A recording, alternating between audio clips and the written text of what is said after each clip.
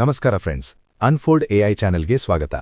ಇವತ್ತು ಇಂಟರ್ನೆಟ್ನಲ್ಲಿ ಒಂದು ಸಖತ್ ವೈರಲ್ ಅಂಡ್ ಸ್ವಲ್ಪ ಮಿಸ್ಟೀರಿಯಸ್ ವಿಷಯದ ಬಗ್ಗೆ ಮಾತಾಡೋಣ. ಅದೇ ಡಿಜಿಟಲ್ ಇಮ್ಮಾರ್ಟಾಲಿಟಿ ಅಥವಾ ಎಐ ಗೋಸ್ಟ್ಸ್. ನೀವು ಬ್ಲ್ಯಾಕ್ ಮಿರರ್ ಸೀರೀಸ್ ನೋಡಿದ್ರೆ ಇದರಲ್ಲಿರೋ ಕಾನ್ಸೆಪ್ಟ್ ನಿಮಗೆ ಈಗಲೇ ಸ್ವಲ್ಪ ಐಡಿಯಾ ಇರುತ್ತೆ.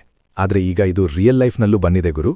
ಸತ್ತ ಮೇಲೆ ಮನುಷ್ಯರನ್ನ ಡಿಜಿಟಲ್ ಆಗಿ ಉಳಿಸ್ಕೊಡೋದು ಸಾಧ್ಯನಾ? ಹೌದು ಅಂತಾರೆ ಟೆಕ್ ಎಕ್ಸ್ಪರ್ಟ್ಸ್.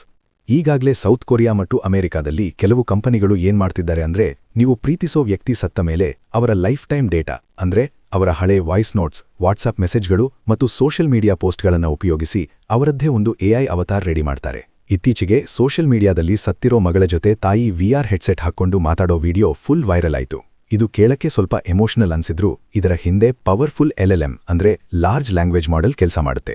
ಜೋಶುವಾ ಬಾರ್ಬ್ಯೂ ಅನ್ನೋ ಒಬ್ಬ ವ್ಯಕ್ತಿ ತನ್ನ ಗರ್ಲ್ಫ್ರೆಂಡ್ ಸತ್ತ 8 ವರ್ಷದ ಮೇಲೆ ಪ್ರಾಜೆಕ್ಟ್ ಡಿಸೆಂಬರ್ ಅನ್ನೋ ಸೈಟ್ ಬಳಸಿ ಅವಳ ಜೊತೆ ಚಾಟ್ ಮಾಡಕ್ಕೆ ಶುರು ಮಾಡಿದ. ಇದು ವರ್ಲ್ಡ್ ವೈಡ್ ಸಖತ್ ಚರ್ಚೆ ಹುಟ್ಟುಹಾಕಿದೆ. ಈ ಗ್ರೀಫ್ ಟೆಕ್ ಅನ್ನೋ ಹೊಸ ಬಿಸ್ನೆಸ್ ಈಗ $1 ಟ್ರಿಲಿಯನ್ ಮಾರ್ಕೆಟ್ ಆಗ್ತಿದೆ. ಇಟರ್ನಸ್ ಅನ್ನೋ ಕಂಪನಿ ನಿಮ್ಮ ಪರ್ಸನಾಲಿಟಿನೇ ಸೇವ್ ಮಾಡಿ ಇಡುತ್ತೆ. ಅಂದ್ರೆ ನೀವು ಸತ್ತ ಮೇಲೂ ನಿಮ್ಮ ಮೊಮ್ಮಕ್ಕಳು ನಿಮ್ಮ ಜೊತೆ ಇವತ್ತು ನಡೆದ ವಿಷಯಗಳ ಬಗ್ಗೆ ಡಿಸ್ಕಸ್ ಮಾಡಬಹುದು. ಆದ್ರೆ ಇಲ್ಲಿರೋ ದೊಡ್ಡ ಪ್ರಾಬ್ಲಮ್ ಅಂದ್ರೆ ಎಥಿಕ್ಸ್. ಗುರು, ಇಮ್ಯಾಜಿನ್ ಮಾಡಿ, ಯಾರೋ ಒಬ್ಬರ ಪರ್ಮಿಷನ್ ಇಲ್ಲದೆ ಅವರ ಡಿಜಿಟಲ್ ವರ್ಷನ್ ಕ್ರಿಯೇಟ್ ಮಾಡೋದು ಎಷ್ಟು ಸರಿ? ಅಷ್ಟೇ ಅಲ್ಲದೆ ಪ್ರೀತಿಪಾತ್ರರನ್ನ ಕಳೆದುಕೊಂಡ ವ್ಯಕ್ತಿ ಆ ದುಃಖದಿಂದ ಹೊರಬರಬೇಕಾದ್ರೆ ಈ ಎಐ ಅವರನ್ನ ಹಳೆ ನೆನಪಿನಲ್ಲೇ ಲಾಕ್ ಮಾಡಿಬಿಡಲ್ವಾ?